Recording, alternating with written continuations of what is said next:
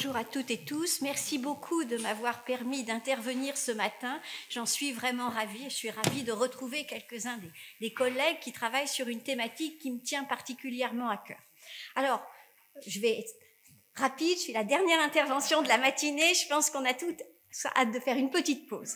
Alors, bouleversement climatique, épidémie, érosion de la biodiversité. Les crises se succèdent et s'emboîtent.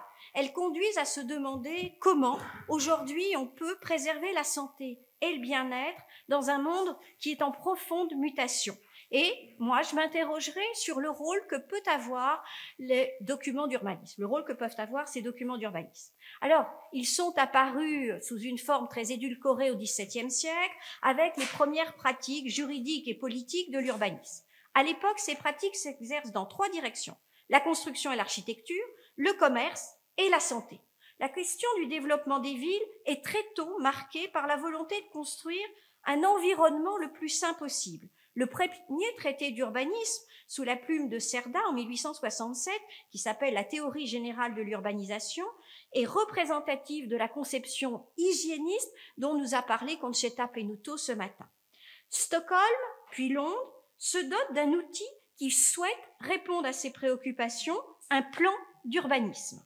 N'oublions pas que le plan d'urbanisme est avant tout construit pour répondre à cette vision hygiéniste. Et en France, c'est la loi du 14 mars 1919, dite loi Cornudet, qui impose aux villes de plus de 10 000 habitants de se doter d'un plan d'extension et d'aménagement des villes. Et ce plan fixe, dans son préambule, trois priorités qu'on reconnaît encore aujourd'hui: le contrôle de la croissance des villes, la gestion des flux de circulation et la préservation de la salubrité et de l'hygiène. Mais à la fin du XIXe siècle, au début du XXe, la santé et l'urbanisme s'éloignent, avec d'un côté les progrès de la médecine curative qui semblent nous conduire à penser que la médecine préventive est moins nécessaire, et puis l'urbanisme va se concentrer sur l'occupation des sols, comme en témoignent les plans d'occupation des sols qui sont issus de la loi d'orientation foncière du 30 décembre 1967. C'est à la fin des années 70, au début des années 80, que les catastrophes environnementales, l'émergence de nouvelles maladies, l'apparition de souches résistantes aux antibiotiques qui conduisent à nouveau à penser qu'il va falloir faire un lien entre urbanisme et santé. Et l'OMS, l'Organisation mondiale de la santé, réactive ce lien entre santé et environnement dans une conférence à Helsinki en 1994 en introduisant le concept de santé-environnement. Ce concept vise à prendre en compte les facteurs physiques, chimiques, biologiques, sociaux et psychosociaux, et aussi esthétiques, de notre environnement pour la santé humaine.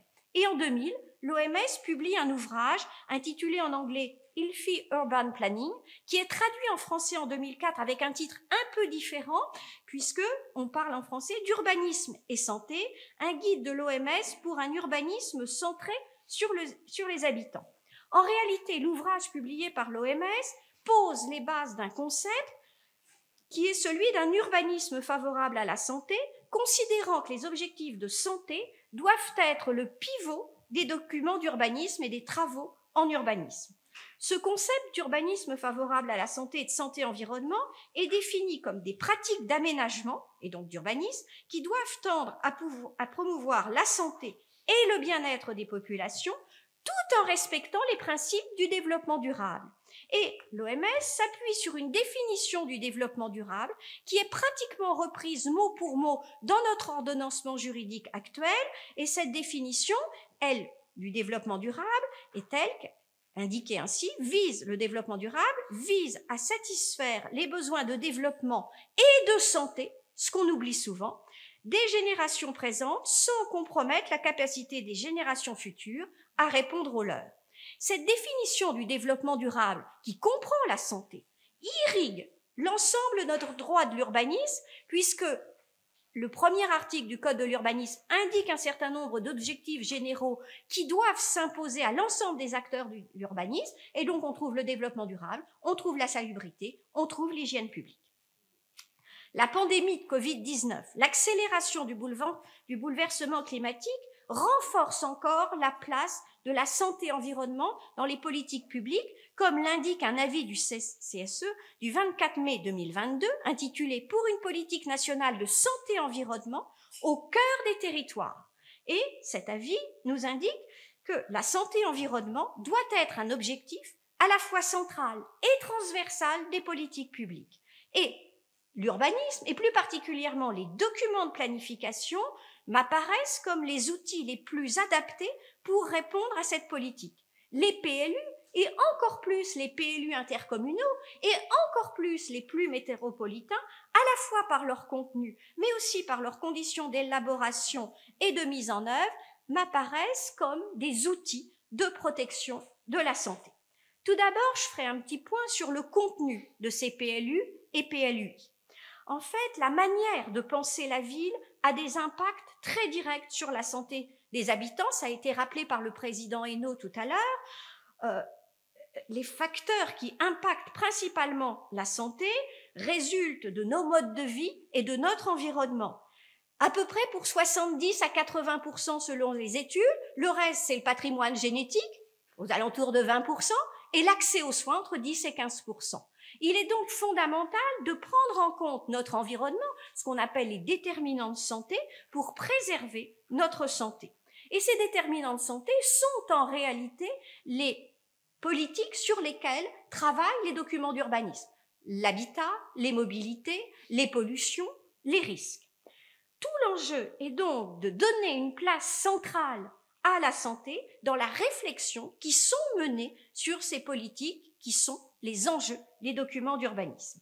Alors, ça a été rappelé à de nombreuses reprises ce matin, la politique de santé relève de la responsabilité de l'État selon le Code de la santé publique, mais on a vu, et on le reverra au cours de ces 2 journées, que les villes et intercommunalités sont très loin d'être dépourvues de compétences. Certaines font preuve de très grandes initiatives, et je voudrais juste citer le programme Ville Santé de l'OMS, auquel un certain nombre de villes françaises appartiennent, et sont, pour certaines, des locomotives dans les initiatives qui sont menées. Donc, au-delà de ces compétences, et juste un mot sur les contrats locaux de santé, donc je n'y reviendrai pas, mais en menant une étude bien moins détaillée que celle qui a été menée, la dernière génération des CLS sont des CLS intercommunaux qui donnent une large place à la question de la santé-environnement. Et donc, évidemment, cette santé-environnement conduit à nous interroger quel est le contenu des PLU, et notamment des PLU intercommunaux, puisqu'on voit ici avoir une échelle qui se regroupe entre des CLS intercommunaux et des PLU qui doivent devenir intercommunaux. Et donc, aujourd'hui, ces PLU semblent être peut-être les outils les plus adaptés à l'intégration de la santé environnementale. Alors en 2015, l'ARS Aquitaine et l'Agence d'urbanisme de Bordeaux ont publié un guide méthodologique PLU et santé environnementale. Alors le nom santé-environnement, il y a parfois des petites difficultés. Pour moi, la santé-environnement est plus large que la santé environnementale. Et l'idée, en fait, de ce guide, c'est de fournir un certain nombre d'éléments permettant d'inclure dans les PLU et dans les projets d'aménagement les actions transversales qui peuvent permettre de promouvoir la protection de la santé. Alors, ça a été suivi par un certain nombre de PLUI, j'en citerai juste 2. Le PLUI de Rennes Métropole. Rennes, je le rappelle, est la première des villes françaises à avoir rejoint, en fait, ce qui a été créé par l'OMS, le programme Ville Santé. Et donc, Rennes Métropole a approuvé en décembre 2019 un nouveau PLUI qui comporte une orientation d'aménagement et de programmation intitulée Santé, climat et énergie, qui répond à un des objectifs principaux de son projet d'aménagement et de développement durable, intitulé vers un urbanisme favorable à la santé et au bien-être. Le PLUI de Strasbourg est également en pointe. Il a été approuvé en 2021 et il comporte une OAP trame verte et bleue. Et dans cette OAP trame verte et bleue, elle vise évidemment à enrayer l'érosion de la biodiversité, c'est l'objectif de la trame verte et bleue, mais le PLUI indique également que l'objectif est d'améliorer le cadre de vie des habitants pour leur bien-être. Et on voit ici poindre cette idée de One Health, une seule santé qu'on a évoquée ce matin. Alors, aujourd'hui, ces déterminants de santé qui sont essentiels pour la préservation de la santé humaine conduisent à des actions qui doivent être transversales et bien sûr les PLUI et encore plus les PLU métropolitains qui ont vocation à répondre aux compétences très larges des métropoles me semblent les plus à même d'y répondre. Lorsqu'on a un PLU métropolitain, qui est en vérité une catégorie des PLUI, on peut avoir des PLUI qui valent programme de déplacement et programme local de l'habitat. On parle donc de PLUI, H, habitat, D, déplacement. Et quand on parle d'habitat, quand on parle de mobilité, on retrouve là les deux principaux déterminants de santé. Alors cette action sur les facteurs de risque et de pathologie constitue le volet préventif de la santé pour lesquels les plus métropolitains sont essentiels. On ne doit pas oublier qu'il y a quand même la question de l'accessibilité au système de soins. Et encore une fois, les métropoles ont un rôle central à jouer, puisque dans la plupart des métropoles, ce sont elles qui accueillent les structures de santé les plus développées, et notamment les CHU. Mais pas que, avec des maisons de convalescence, des maisons de santé, etc. Et les PLU disposent d'outils permettant de favoriser l'installation de locaux à destination des professionnels de santé. Ils permettent d'imaginer, d'avoir des emplacements réservés pour des maisons de santé ou des équipements de santé. Donc, le contenu du PLUI permet véritablement, me semble-t-il, de répondre à cet objectif. Sa procédure également et sa mise en œuvre sont des outils extrêmement importants. Sa démarche d'élaboration doit ne pas être passée sous silence parce que le PLUI doit s'appuyer sur un diagnostic de territoire le plus fin possible. Et ce diagnostic de territoire doit permettre de présenter une synthèse des grands enjeux de santé par le croisement de différentes données. L'âge, le profil social, le profil sanitaire des habitants, en le mettant en parallèle avec l'offre des équipements, l'accès au transport, les conditions d'habitat, les expositions aux différents risques et aux différentes pollutions, et on peut géographiquement identifier des zones de multi-exposition environnementale qui permettent de proposer une politique réellement sectorisée, territorialisée de la santé-environnement. Par exemple, le PLUI Grenoble-Alpes Métropole, qui a été approuvé en décembre 2019, vise à préserver la santé de tous les habitants en limitant leur exposition aux nuisances et avec 3 OAP thématiques, l'une consacrée au paysage et à la biodiversité, la deuxième risque et résilience et la troisième qualité de l'air. Quand on regroupe ces 3 thématiques, on a évidemment l'objectif de créer un environnement le plus favorable possible à la population, pour la santé de la population. Je voudrais également dire un mot de l'évaluation environnementale. Souvent, l'évaluation environnementale est considérée comme une procédure dont il faut faire, on ne peut pas faire abstraction, mais il faut le faire le plus rapidement, une procédure en gros à se débarrasser.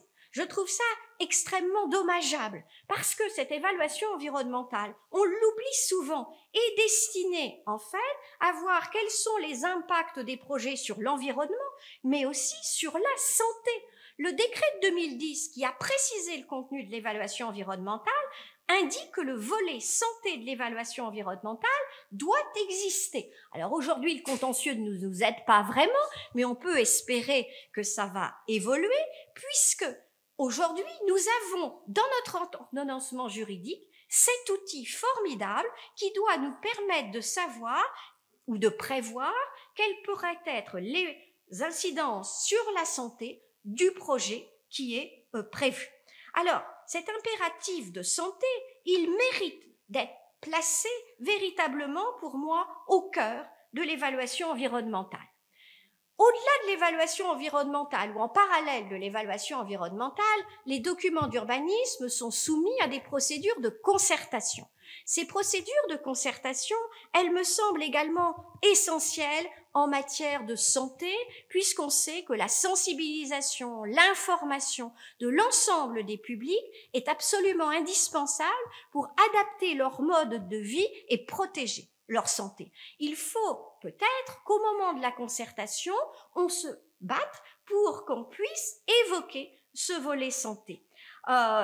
Aujourd'hui, ni l'ARS, ni les autres acteurs de santé ne font partie de ce qu'on appelle les PPA, les personnes publiques associées aux documents d'urbanisme. Peut-être qu'on pourrait imaginer une révision du code de l'urbanisme pour que les ARS, pour que les acteurs de santé puissent accéder à ce statut des personnes publiques associées et ne restent pas que des personnes consultées à leur demande.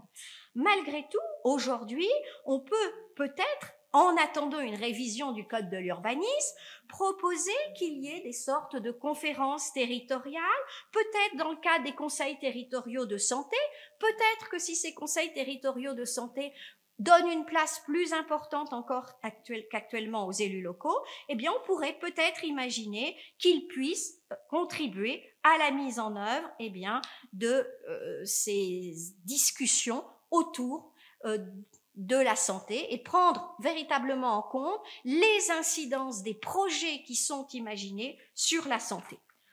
Pour terminer, lorsqu'on a parlé du contenu, lorsqu'on a parlé de la procédure de mise en œuvre, il reste la question de l'évaluation. L'évaluation, c'est toujours un peu le parent pauvre des politiques publiques. Alors qu'en fait, pour améliorer nos outils, il faut passer par cette phase d'évaluation. Le Code de l'urbanisme prévoit que les PLU, PLUI, PLUM, doivent être évalués tous les 6 ans. Le problème, ce sont les indicateurs. Or, il faut des indicateurs les plus performants. Et ces indicateurs, notamment, sont imaginés, sont listés au moment de l'évaluation environnementale. Si on avait un volet santé de l'évaluation environnementale plus important, on pourrait avoir des indicateurs qui puissent nous servir pour, dans les générations suivantes des PLU, avoir une politique qui soit plus favorable à la santé. Juste, évidemment, si on a un PLUI-HD, ce que doit normalement souvent être les plumes, on va avoir par contre obligatoirement des indicateurs qui concernent la santé, puisque en matière d'habitat, on doit avoir des indicateurs qui concernent la question de l'exclusion, qui concernent la réhabilitation des logements, et en matière de déplacement, on doit avoir des évaluations en matière d'émissions de gaz à effet de serre, de polluants atmosphériques. Donc déjà, on a ici des indicateurs qui concernent des déterminants de santé particulièrement importants. En conclusion, donner une place à la promotion de la santé dans les PLUI impose une collaboration, un décloisonnement entre les différents acteurs de l'urbanisme, de l'environnement et bien sûr de la santé. Ça a été dit à de nombreuses reprises, ne fonctionnons plus en silo, fonctionnons ensemble. Pour finir, un petit regret. La dernière loi qui a retouché, entre autres, le droit de l'environnement et le droit de l'urbanisme, c'est la loi climat et résilience du 22 août 2021. Elle n'évoque pas la notion de santé-environnement. Certes, certaines des mesures qui sont adoptées présentent des co-bénéfices en matière de santé. L'amélioration de la qualité de l'air avec l'extension des ZFE, des zones à faible émission dont vous avez parlé tout à l'heure, la question de la réduction des engrais azotés, le développement de nouvelles habitudes alimentaires, la question de la rénovation énergétique des bâtiments, mais le concept lui-même de santé-environnement est absent, alors même que les scientifiques alertent sur l'urgence de prendre en considération l'impact que la dégradation de l'environnement et des écosystèmes ont sur la santé humaine. Je pense que notre système juridique doit évoluer pour que le droit de l'environnement, le droit de l'urbanisme et la santé publique, bien sûr, partagent les mêmes objectifs, mais partagent également les mêmes procédures ou au moins des outils communs au-delà du principe d'indépendance des législations.